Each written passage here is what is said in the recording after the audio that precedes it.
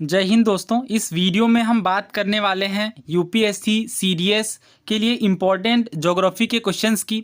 देखिए, ये इस सीरीज़ का दूसरा वीडियो है। लास्ट के वीडियो में हमने जो हमारी 11th क्लास की फिजिकल ज्योग्राफी है, इनके कुछ इम्पॉर्टेंट टॉपिक्स जैसे अर्थक्वेक या फिर जो ईयरली थ्योरीज हैं जो हमारे अर्थ की ओरिजिन से संबंधित है, उनसे कुछ सवाल किए थे। और ना हम आगे के क्वेश्चन करेंगे और कुछ टॉपिक हम कवर करने वाले हैं जो कि बहुत इंपॉर्टेंट है एग्जाम के पर्सपेक्टिव से। और ये जो मैंने क्वेश्चन प्रिपेयर किए हैं, ये प्रीवियस ईयर इंपॉर्टेंट ट्रेंड और एनसीईआरटी पर आधारित है, तो ये क्वेश्चन काफ़ी इंपॉर्टेंट होने वाले हैं। इसके साथ इस बार मैंने ये नया किया है कि हर क्वेश्चन के साथ मैंने उसकी पूरी बैकग्राउंड की इन्फॉर्मेशन काफ़ी डिटेल में लिख दी है। तो ये चीज़ें यहाँ पे मैं तो एक्सप्लेन नहीं करूँगा बिकॉज ये मैंने ऑलरेडी कवर कर दिया है फिजिकल ज्योग्राफी की वीडियोस में। बट ये पीडीएफ मैं टेलीग्राम चैनल के अंदर डाल दूंगा, वहाँ से आप इसे पढ़ सकते हैं और डेफिनेटली इससे जो पेरिफेरल नॉलेज है ये भी आपकी काफ़ी बूस्ट होने वाली है। तो स्टार्ट करते हैं फिर इस वीडियो को। लेकिन मैं आपको रिकमेंड करूंगा कि इसकी जो पहली वीडियो है एक्सपेक्टेड क्वेश्चन सीरीज़ के नाम से ज्योग्राफी की सेट 1 जो है, उसे आप कवर कर लें बिकॉज वहीं से चीज़ें काफ़ी सारी इंटरलिंक होने वाली हैं। तो क्वेश्चन का आंसर आपको पहले करना है खुद से और इसके बाद एक्सप्लेनेशन सुननी है। और जो एक्सप्लेनेशन है वो हम साथ के साथ ही कवर करेंगे, यानी क्वेश्चन मैं आपको पहले समझाऊंगा, उसके बाद उस चीज़ को एक्सप्लेन करूंगा। तो ये पहला सवाल देखिए, काफ़ी आसान क्वेश्चन है बट इस तरीके के क्वेश्चन भी आते हैं, कई बार एग्जाम्स के अंदर आए हुए हैं। तो ये क्वेश्चन में मैं आपको ऑप्शन नहीं देने वाला हूँ, आपको खुद से मैच करना है। उम्मीद है आपने ये मैच कर लिया होगा। देखिए, दो लिस्ट है हमारे पास। पहला है ट्रॉपिकल साइक्लोन्स और इनके नाम दिए गए हैं बिकॉज अलग अलग देशों में अलग अलग नाम से ट्रॉपिकल साइक्लोन्स को पुकारा जाता है। और लिस्ट 2 में जो है ये देश के नाम दिए गए हैं। तो आसान वाले भी आप पहले मैच कर सकते हैं। अगर आपको 2 भी पता है तो ऐसे मैच वाले सवाल आप आसानी से सॉल्व कर सकते हैं। तो हरिकेन्स की अगर हम बात करें तो हमें पता है यूएसए में बोलते हैं, टाइफून चाइना में, विली विली ऑस्ट्रेलिया में और बेगुओ फिलीपींस में। तो इस तरीके से हमारी जो करेक्ट मैचिंग होगी वो 3, 4, 2, 1 की होगी। आगे बढ़ते हैं। देखिए, हाँ, एक बात और मुझे बतानी थी। मैंने साइक्लोन पर कंप्लीट वीडियो बना दी है और अलग से ही वीडियो है, वो किसी चैप्टर के अंदर एम्बेडेड नहीं है। केवल आप साइक्लोन्स लिखेंगे, इसके बाद हमारे चैनल का नाम फैसेट्स ऑफ यूपीएससी, तो यूट्यूब में ये आपको मिल जाएगा। इसके अलावा मैं लिंक भी डाल दे रहा हूँ डिस्क्रिप्शन बॉक्स में, वहाँ से भी आप देख सकते हैं। नाउ नेक्स्ट क्वेश्चन देखिए। तो अगेन साइक्लोन के ऊपर है, काफ़ी इंपॉर्टेंट क्वेश्चन है और कई सारे क्वेश्चन इस टॉपिक से पूछे गए हैं पास्ट ईयर में। इवन कुछ इसमें स्टेटमेंट्स भी हैं जो प्रीवियस ईयर से मैंने फ्रेम किए हैं इन क्वेश्चन सीरीज़ में, तो ये काफ़ी हेल्पफुल होंगे। और इस क्वेश्चन में देखिए, ट्रॉपिकल साइक्लोन और टेम्परेट साइक्लोन के बीच के डिफरेंसेस पर सवाल पूछा जा रहा है आपसे और इनकरेक्ट आपको बताना है, ना कि करेक्ट। देखिए, पहला ऑप्शन क्या कहा जा रहा है, temperate cyclone move from east to west with westerlies whereas tropical cyclone follow trade winds. दूसरा जो ऑप्शन है वो ये है, temperate cyclone affect a much larger area as compare to the tropical cyclone. यानी जो टेम्परेट साइक्लोन होते हैं ये लार्ज एरिया को प्रभावित करते हैं ट्रॉपिकल साइक्लोन के मुकाबले। और पहला ऑप्शन ये है कि जो टेम्परेट साइक्लोन है ये ईस्ट से वेस्ट की ओर मूव करते हैं वेस्टर्लीज के साथ। वेस्टर्लीज क्या है, ईस्टर्लीज क्या है, ये सब कुछ हमने हाल ही में डिस्कस किया। उम्मीद है आपने मेरे फिजिकल ज्योग्राफी के लेक्चर्स को अच्छे से फॉलो किया है। और ट्रॉपिकल साइक्लोन के बारे में ये कहा जा रहा है कि ये ट्रेड विंड्स को फॉलो करते हैं। तीसरा ऑप्शन देखिए, जो टेम्परेट साइक्लोन है ये लैंड में ओरिजिनेट होता है और सी में भी, लेकिन जो ट्रॉपिकल साइक्लोन है ये केवल सीज में ही यानी समुद्र में ही ओरिजिनेट हो सकते हैं। और जो चौथा ऑप्शन है वो ये है कि जो सेंटर ऑफ साइक्लोन है ये आई कहलाता है, आई ऑफ साइक्लोन, और जिनमें लाइट विंड्स और क्लियर स्काई देखने को मिलेगा। ये थोड़ा टफ नेचर का क्वेश्चन है बट है तो एनसीईआरटी से ही, और इस तरीके के कई सारे क्वेश्चन पहले भी पूछे गए हैं। तो यहाँ पे ध्यान दीजिए, लाइट विंड्स और क्लियर स्काई की बात की जा रही है सेंटर में। उम्मीद है आपने इस क्वेश्चन को सॉल्व करने का प्रयास किया होगा। देखिए, इनकरेक्ट पूछा जा रहा है और इनकरेक्ट पहला ऑप्शन है। क्यों? क्योंकि ईस्ट टू वेस्ट की बात की गई है, लेकिन ये वेस्ट टू ईस्ट मूव करते हैं टेम्परेट साइक्लोन। और क्यों वेस्ट टू ईस्ट मूव करते हैं, ट्रॉपिकल साइक्लोन और इनके बीच क्या डिफरेंसेस हैं, या फिर जो साइक्लोन्स और एंटी साइक्लोन्स हैं इनमें क्या फ़र्क होता है, ये सब कुछ मैंने ऑलरेडी डिस्कस किया है। आप यूट्यूब में साइक्लोन्स और चैनल का नाम फैसेट्स ऑफ यूपीएससी लिखेंगे तो आपको वीडियो देखने को मिल जाएगी। इसके अलावा डिस्क्रिप्शन बॉक्स में भी मैं लिंक डाल दे रहा हूँ और उसी वीडियो के एंड में लगभग आपको 20 से 30 सवाल साइक्लोन्स के यूपीएससी के प्रीवियस ईयर क्वेश्चन वाले देखने को मिलेंगे, जिनमें ये सारी चीज़ें ऑलरेडी कवर्ड हैं। वैसे क्लास 11th की फिजिकल ज्योग्राफी में भी हैं ऑब्वियसली, जिसे हमने काफ़ी डिटेल में डिस्कस किया है, ITCZ और इससे रिलेटेड कंसेप्ट। इसके बाद हमने साइक्लोन और एंटी साइक्लोन के बीच, एक्स्ट्रा ट्रॉपिकल और ट्रॉपिकल साइक्लोन के बीच, इन सब डिफरेंसेस को अच्छे से कवर किया है। बाकी के ऑप्शन भी देख लेते हैं। हाँ देखिए, ये मेजर डिफरेंस है कि जो टेम्परेट साइक्लोन है ये ज़्यादा एरिया को प्रभावित करते हैं ट्रॉपिकल साइक्लोन के मुकाबले। और अगला जो कहा जा रहा है ये भी बिल्कुल ठीक है, टेम्परेट साइक्लोन जो है लैंड और सी दोनों से ओरिजिनेट हो सकते हैं, लेकिन ट्रॉपिकल साइक्लोन के लिए केवल सी में ही ओरिजिनेट होंगे ये। और सेंटर को देखिए आई ही कहा जाता है, और लाइट विंड और क्लियर स्काई ही देखने को मिलता है, इसमें आपको कन्फ्यूज़ नहीं करना है। और ऐसा क्यों होता है ये सब कुछ हमने डिस्कस किया है, ये इसकी एक्सप्लेनेशन है। तो ये क्या होते हैं, ऑब्वियसली एक रोटेटिंग मास है काफ़ी, जिनमें स्ट्रॉन्ग सेंटर देखने को मिलता है, और एटमॉस्फेरिक प्रेशर जो है ये काफ़ी कम होता है। दो तरीके से दो टाइप देखने को मिलते हैं, ट्रॉपिकल और टेम्परेट। टेम्परेट को ही एक्स्ट्रा ट्रॉपिकल कहा जाता है। अब ट्रॉपिकल साइक्लोन क्या होते हैं, तो जो सी में ओरिजिनेट होते हैं लो प्रेशर बेल्ट के, और ईस्ट वार्ड मूव करते हैं। तो वेस्ट टू ईस्ट की जब बात आएगी तो ये कोस्टल एरिया की बात होगी। देखिए यहाँ पे आपको कंफ्यूज नहीं करना है, मैं अच्छे से क्लियर कर दूँ इस पॉइंट को। ये वाली लाइन पढ़िए, ट्रॉपिकल साइक्लोन के अंदर they move from east to west. क्यों? क्योंकि इनमें ट्रेड विंड प्रभावित करती हैं, इन्हें ट्रेड विंड्स के कारण सहूलियत मिलती है ईस्ट से वेस्ट मूव करने के लिए। ये पूरा मैकेनिज्म आप समझ जाएंगे आप जब मेरी साइक्लोन वाली वीडियो देखेंगे। तो फिलहाल आप ध्यान रखिए कि जो ट्रॉपिकल साइक्लोन है इनमें जो ट्रेड विंड्स होती हैं, जो व्यापारिक पवनें होती हैं, ये प्रभावित करती हैं, ये फैसिलिटेट करती हैं, इस वजह से ईस्ट टू वेस्ट की मूवमेंट देखने को मिलती है। ठीक है, इस पॉइंट से आपको कंफ्यूज नहीं करना है, ये कोस्टल एरिया की बात की जा रही है। और डिस्ट्रक्शन ऑब्वियसली देखने को मिलेगा, नेचुरल कैलेमिटीज़ का ये one of the major reason है, और अलग अलग क्षेत्रों में अलग अलग नामों से जाना जाता है, जैसा कि हमने लास्ट क्वेश्चन में भी कवर किया। हरिकेन्स अटलांटिक वाले रीजन में कहते हैं, टाइफून कहते हैं वेस्टर्न पैसिफिक में और साउथ चाइना सी में, इसलिए चाइना में टाइफून कहते हैं ऑब्वियसली। ऑस्ट्रेलिया की बात करें तो विली के नाम से जाने जाते हैं। नाउ आगे बढ़ते हैं, तो ये चीज़ें आप पढ़ लेंगे PDF से। टेम्परेट साइक्लोन की बात करें तो ये देखिए मिड और हाई लेटीट्यूड के रीजन जो है इनमें देखने को मिलते हैं, और पोलर फ्रंट जब डेवलप करता है एंटायर पोलर फ्रंटल सिस्टम में तो काफ़ी बड़े एरिया को साइक्लोन प्रभावित करते हैं। ये चीज़ें याद नहीं रखनी, आपको बस ऊपर से पढ़ लेना है, डायरेक्शन पे फोकस करना है, फैक्चुअल पार्ट पे फोकस करना है कि किन में ज़्यादा एरिया कवर हो रहे हैं या कौन किस तरीके से डिस्ट्रक्शन कर रहा है, इन चीज़ों पे ज़्यादा फोकस करना है। जनरली ये डायरेक्शन वाले पे ही सवाल बनता है। तो अगर हम बात करें, देखिए एक चीज़ मैं आपको दोबारा रिवाइज करवा दूं, अगर हम बात करें ट्रॉपिकल साइक्लोन की, तो ट्रॉपिकल साइक्लोन की डायरेक्शन क्या होती है, इनकी डायरेक्शन होती है ईस्ट टू वेस्ट। क्यों? क्योंकि ट्रेड विंड्स का प्रभाव देखने को मिलता है। T4 trade winds, T4 tropical cyclone, ऐसे भी आप याद रख लें। एग्जाम के लास्ट टाइम में आप पूरा मैकेनिज्म अगर समझेंगे, पहले अगर आपने पढ़ा है तब तो फिर ये चीज़ें याद तो करनी ही नहीं पड़ेंगी, पहले से आपको याद हो जाएंगे, क्योंकि मैकेनिज्म समझने के बाद ये चीज़ें याद रखना काफ़ी आसान होता है। अगर टेम्परेट की बात करें तो टेम्परेट में वेस्टर्लीज का प्रभाव देखने को मिलता है। ना अगले सवाल की ओर बढ़ते हैं। तो अगर आपके क्वेश्चन गलत हो रहे हैं साइक्लोन वाले टॉपिक से, तो आप जरूर समझ लें पूरे टॉपिक को, क्योंकि इंपॉर्टेंट टॉपिक है, क्वेश्चन इनसे बनते रहते हैं। The Kashmir Himalaya are famous for Karewa formation. तो हमें पता है कश्मीर हिमालय के विषय में, करेवा के निर्माण के लिए काफ़ी प्रसिद्ध हैं, क्वेश्चन भी आया है CDS में रिसेंटली, और स्टेट PSCs में तो बहुत ज़्यादा पूछ रहे हैं हाल के सालों में। तो इस कंटेक्स्ट में आपको बताना है करेवा फॉर्मेशन के बारे में। पहला ऑप्शन ये है कि ये ऑक्यूपाई करते हैं ओवल शेप डिप्रेशन को, कहाँ पे, between Pir Panjal range in south west and Zanskar range in north east of Kashmir. दूसरा स्टेटमेंट ये है कि केवल जाफरान ही ग्रो होता है इन्फॉर्मेशन में। और तीसरा स्टेटमेंट ये है कि जो कश्मीर के करेवा हैं ये फ्लूवियल डिपॉजिट हैं प्लेस्टोसीन पीरियड के। इनकरेक्ट आपको बताना है। तो पहला ऑप्शन ये है 1 ओनली, दूसरा है 2 and 3, तीसरा है 1 and 3, चौथा है ऑल 4 स्टेटमेंट्स आर करेक्ट। ना ये क्वेश्चन आपको देखने में इनिशियली टफ लग सकता है और आपको लग सकता है कि इस तरीके के क्वेश्चन इरेलेवेंट एग्जाम के लिए, बट मैं आपको पास्ट ईयर के क्वेश्चंस दिखाता हूँ। तो ये क्वेश्चन CDS 2013 का है। The Karewas of Kashmir refers to which among the following type of deposit. तो किस तरीके के डिपॉजिट में करेवा की फॉर्मेशन देखने को मिलती है। ऑप्शन है ग्लेशियल और एलोइन, फ्लूवियल, लेकुस्टाइन या वोल्केनिक। तो इसका जो सही आंसर है वो लेकुस्टाइन डिपॉजिट है। अब इसी क्वेश्चन से इंस्पायर होकर CDS ने अगेन ये क्वेश्चन पूछा रिसेंटली CDS 2022 के अंदर। देखिए क्या कहा जा रहा है, these are the lacustrine deposits of Pliocene Pleistocene period.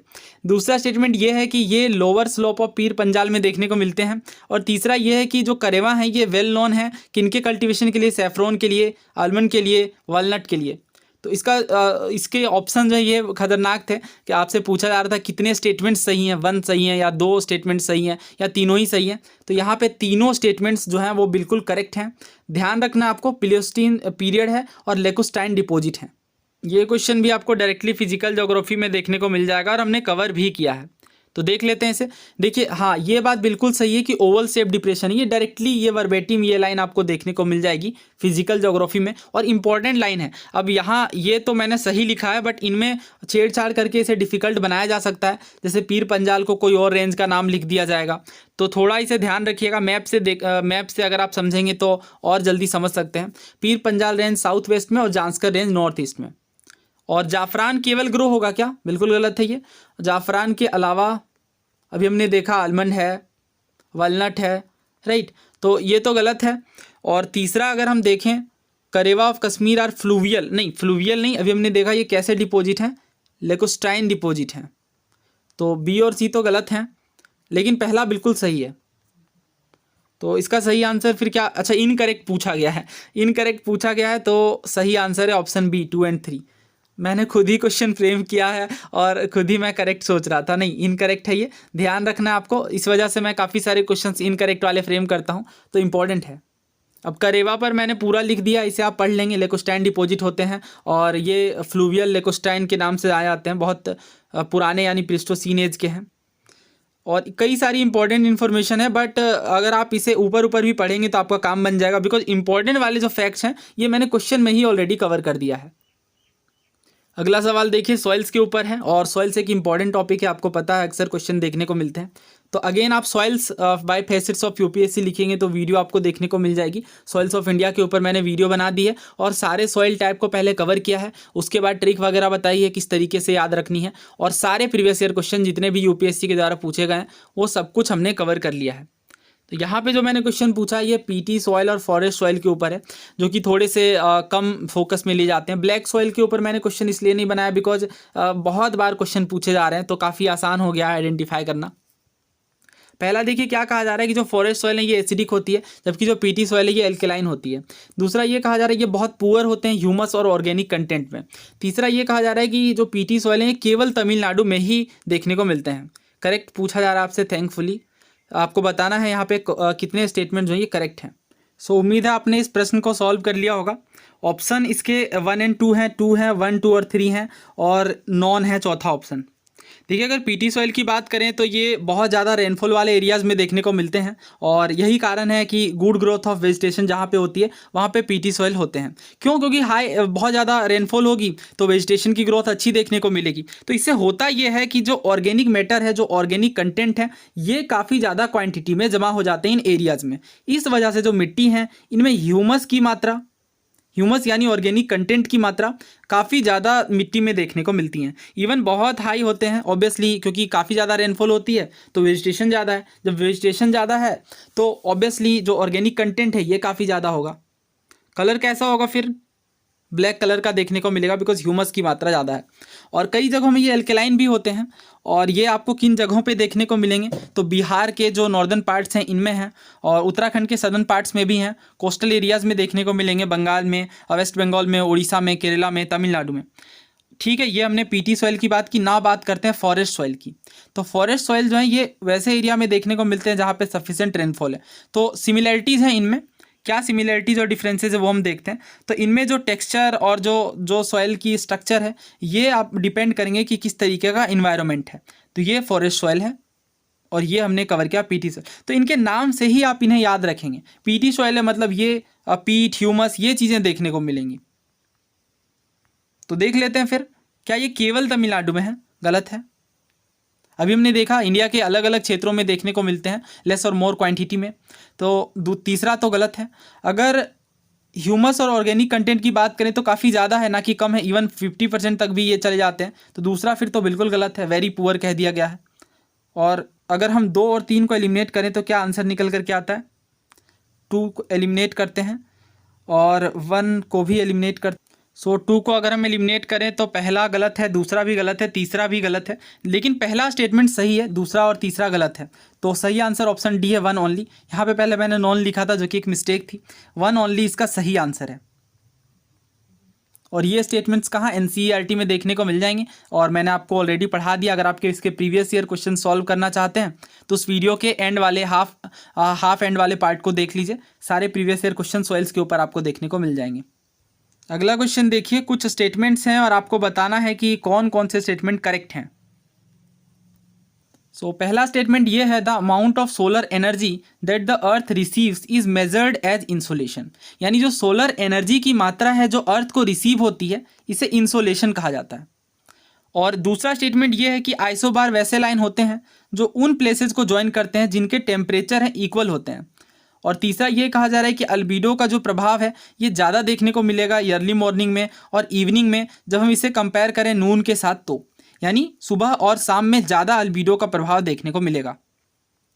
Correct बताना है तो इसका आंसर फिर करिए। दोस्तों ये जो क्वेश्चन है इसमें दूसरा और तीसरा अगेन गलत है। नहीं, दूसरा सही है और पहला और तीसरा सही है। दूसरा गलत है और पहला और तीसरा सही है। क्यों? क्योंकि देखिए अगर सोलर एनर्जी के अमाउंट की बात करें तो हमें पता है कि इंसोलेशन कहा जाता है। इंसोलेशन पर पूरा चैप्टर हमने कवर किया है, लाइन बाय लाइन सारी चीज़ें समझी हैं। तो लास्ट टू लास्ट वीडियो आप देखिए फिजिकल ज्योग्राफी की। इंसोलेशन की बात करें तो क्या होता है, अर्थ की जो सरफेस जो बेसिकली इसके फुल फॉर्म से ही समझ लेते हैं, इनकमिंग सोलर रेडिएशन, यानी सूर्य से आने वाली विकिरणें जो पृथ्वी तक पहुंचती हैं ये इंसोलेशन कहलाती हैं। इसका मतलब पहला तो बिल्कुल सही है, बिकॉज सोलर एनर्जी की वो मात्रा जो कि अर्थ को रिसीव होती है उसे इंसोलेशन कहा जाता है। दूसरा देखिए आइसोबार कह दिया गया, और मैंने आपको बताया है कि थर्म का मतलब होता है टेम्परेचर, तो इस वजह से ये आइसोथर्म होगा ना कि आइसोबार। और बार का मतलब प्रेशर होता है, इवन प्रेशर को मेजर भी करते हैं बार से, एटमॉस्फेरिक प्रेशर को। तो ये इक्वल टेम्परेचर ना होकर के अगर मैं आइसोबार यहाँ पे लिखा रहने दूँ तो टेम्परेचर की बजाय मुझे प्रेशर लिखना पड़ेगा। ठीक है, अब ये स्टेटमेंट सही हो जाता है। और अगर मैं यहाँ पे टेम्परेचर के बारे पूछूं तो सही आंसर फिर क्या होगा, आइसोथर्म। आप आंसर करिए आइसो हेलाइंस का मतलब क्या होता है कमेंट बॉक्स में, ये मैंने आपको पढ़ाया हुआ है ऑलरेडी, तो इसका आंसर आप कमेंट बॉक्स में करिए। तीसरा वाला बहुत यूनिक आपको लगेगा, पहला दूसरा तो ऑलरेडी आपने बिल्कुल अच्छे से कवर किया होगा। अल्बीडो का जो प्रभाव है ये सुबह शाम ज़्यादा होता है या फिर नून में, और इसके पीछे क्या लॉजिक है। लेकिन इससे पहले मैं आपको अल्बीडो के बारे में थोड़ा बता दूं।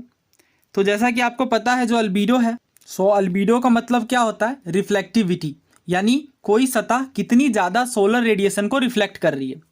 तो अगर कोई सरफेस है, अगर वो ज़्यादा सोलर रेडिएशन को रिफ्लेक्ट कर रही है तो इसका क्या मतलब है, उसका अल्बीडो ज़्यादा है। ठीक है, तो अल्बीडो जो है वो 0 to 1 वेरी करता है। और वाइटनेस वही चीज़ मैंने बताई आपको, रिफ्लेक्टिविटी, यानी अगर 0 है इसका मतलब ब्लैक है, और अगर अल्बीडो की वैल्यू 1 आ रही है तो ऑब्वियसली वो वाइट है, क्योंकि वाइट लाइट सबसे ज़्यादा रिफ्लेक्ट करेगी। और ब्लैक जैसा कि हमें पता है परफेक्ट एब्जॉर्बर होता है। सो इस क्वेश्चन जो मैंने क्वेश्चन फ्रेम किया उसका तीसरा स्टेटमेंट मैंने जानबूझ करके कठिन नहीं फ्रेम किया, बल्कि ये प्रीवियस ईयर क्वेश्चन ही है। देखिए क्या पूछा गया था, albedo effect would be relatively higher in, ये सीडीएस का क्वेश्चन है, सीडीएस 2013 का। ऑप्शन हमारे पास कि सुबह में और लेट इवनिंग, यानी लेट इवनिंग के टाइम पे। दूसरा है कि अर्ली मॉर्निंग के टाइम पे केवल। तीसरा है नून के टाइम पे, और चौथा है लेट इवनिंग के टाइम पे केवल। तो देखिए अल्बीडो किस तरह रिलेटेड है फिर। तो देखिए अल्बीडो जो है ये वेरी करती है सन के एंगल ऑफ इंसिडेंस के अकॉर्डिंग। और हमें पता है कि जो रेज हैं, जो सन की रेज हैं, जो सूर्य की विकिरणें हैं, ये स्लेंटिंग रेज होती हैं। और इस तरीके से हम कह सकते हैं जो अल्बीडो है ये ज़्यादा देखने को मिलेगा अर्ली मॉर्निंग में और लेट इवनिंग में। क्यों? क्योंकि सुबह में यानी अर्ली मॉर्निंग के टाइम पे और लेट इवनिंग के टाइम पे यानी सनसेट के टाइम पे आप कह सकते हैं कि जो सन रेज हैं ये स्लेंटिंग होती हैं, तिरछी पड़ती हैं। इस वजह से इन दोनों टाइम पे जो अल्बीडो है ये काफ़ी हाई होता है। तो इसका मतलब क्या है फिर, मैंने तीसरा स्टेटमेंट बिल्कुल सही लिखा है। और अल्बीडो जो इफेक्ट है ये ज़्यादा देखने को मिलेगा अर्ली मॉर्निंग और इवनिंग में। तो इस तरीके से कौन सा गलत हुआ, केवल सेकंड ही गलत है ना यहाँ पे। तो सही आंसर बनता है ऑप्शन सी, 1 and 3 ओनली। और ये चीज़ें मैंने लिख दी हैं, आप पीडीएफ से पढ़ लीजिएगा। आइसोथर्म के बारे में भी मैंने बता दिया है ना। आप कमेंट करके बताइए कि कितने क्वेश्चंस में से आपके कितने आंसर्स जो हैं ये ठीक हुए, और ये प्रयास हमारा आपको कैसा लग रहा है ये भी ज़रूर बताएं। और वीडियोज़ अपने दोस्तों तक ज़रूर शेयर करें, ऐसा कंटेंट बनाने में काफ़ी मेहनत और टाइम लगती है, तो आप शेयर करेंगे तो हमें काफ़ी मोटिवेशन मिलेगी। चैनल पर नए हैं तो सब्सक्राइब कर लें। धन्यवाद।